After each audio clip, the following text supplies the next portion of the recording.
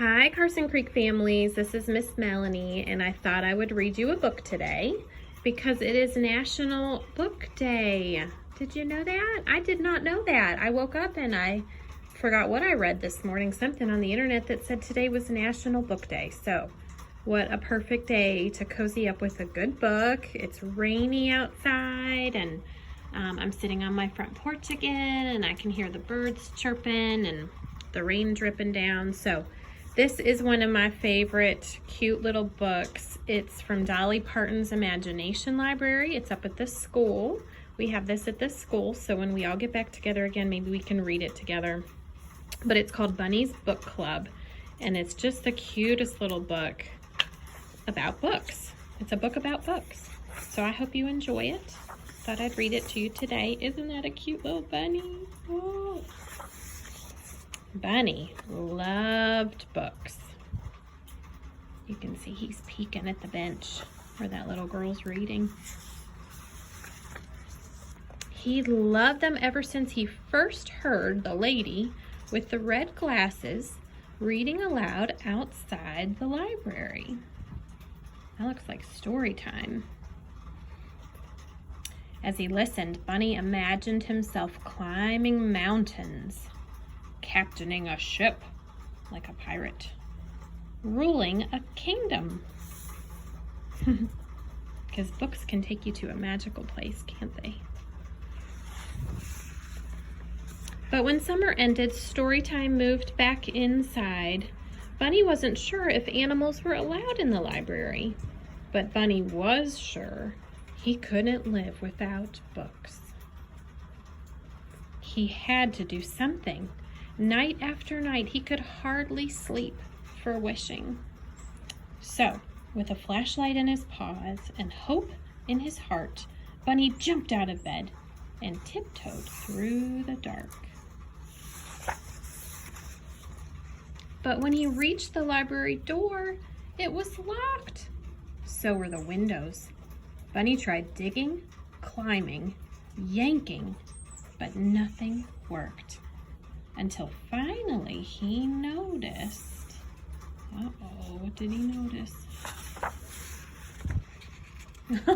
The book return. The shiny handle was far above his head, but it was no match for a high-hopping bunny hungry for books.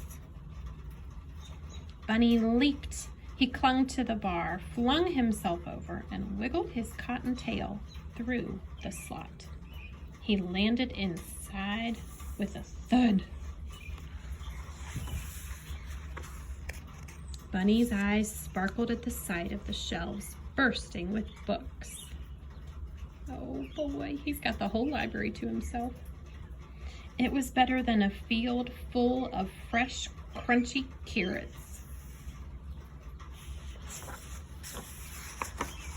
Bunny didn't know where to start. He took a deep breath. It smelled as if he were wrapped inside the pages of his favorite book. He followed his nose to the adventure section.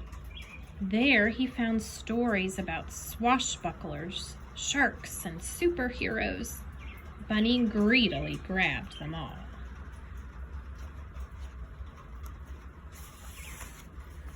His whiskers twitching with excitement, he slipped his treasures through the book slot, one by one. Then, performing his best balancing act, Bunny wobbled home. He couldn't wait to dig in.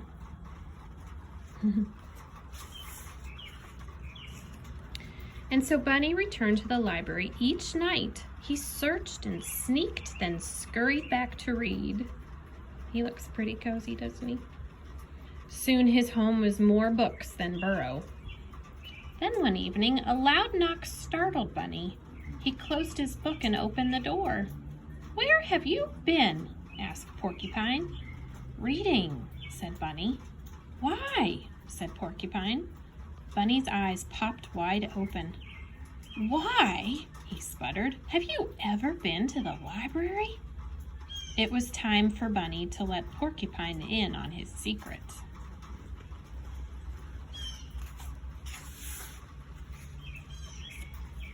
"Are you sure this is a good idea?" said Porcupine. "Calm your quills," said Bunny. "I'm too prickly. I'll never fit." Bunny pushed and shoved until pop went Porcupine. Bunny slipped in and flipped on his flashlight. "Whoa," said Porcupine. "I know," said Bunny. "Do you think there's a story about balloons? I've always wondered about balloons." "Most definitely," said Bunny. I wonder why the porcupine's always wondered about balloons.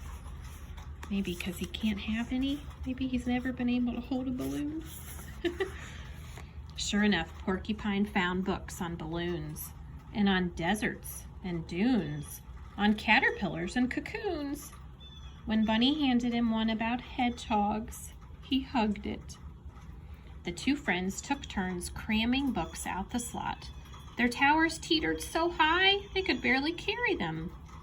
Back at Bunny's, they cozied up with cups of tea and carrot muffins. Together they read until sunrise. That looks cozy. One night, Bear noticed the light on at Bunny's. He opened the door and tripped over a stack of books. "What's going on?" said Bear. "Here," said Bunny, handing him a book. Bear made room and settled in to read. Soon more curious animals began visiting. "Do you have any books about outer space?" said Bird. "Or about volcanoes?" asked Mole. "I'd like a ghost story," said Mouse. "I think it's time for a field trip," said Bunny. One by one, the animals stuffed themselves inside the library. Bear caused a bit of a delay. They scattered about, sniffing the stacks, pawing over pages. Squirrel gathered stories about the circus. Raccoon nabbed one about outlaws and bandits. Frog found a fairy tale. No one heard the key in the front door. No one heard the clack, clack, clacking of footsteps. No one heard the light flick on. Uh-oh. "What do we have here?" said the librarian. The animals looked up in shock. Bunny gasped. Porcupine gaped. Bear groaned. "Follow me," she said. The animals marched slowly behind her. "We're done for," whispered Porcupine. "All libraries have rules," said the librarian sternly. Bunny's whiskers trembled. Porcupine's back bristled.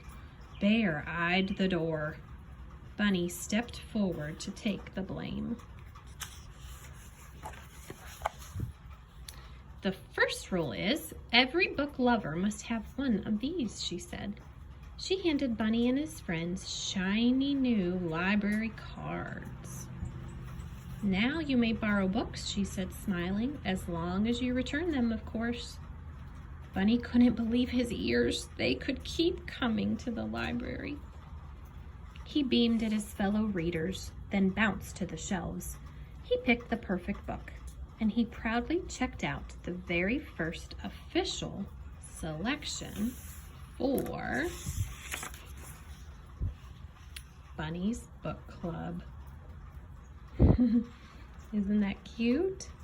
They all have their little spots and their snacks and a fire, and they're all reading books. So I hope you enjoyed the book today. We miss all of you so much, and we hope that you're doing well today on this rainy day. We hope that you cuddle up with a good book in celebration of National Book Day. Bye. We miss you.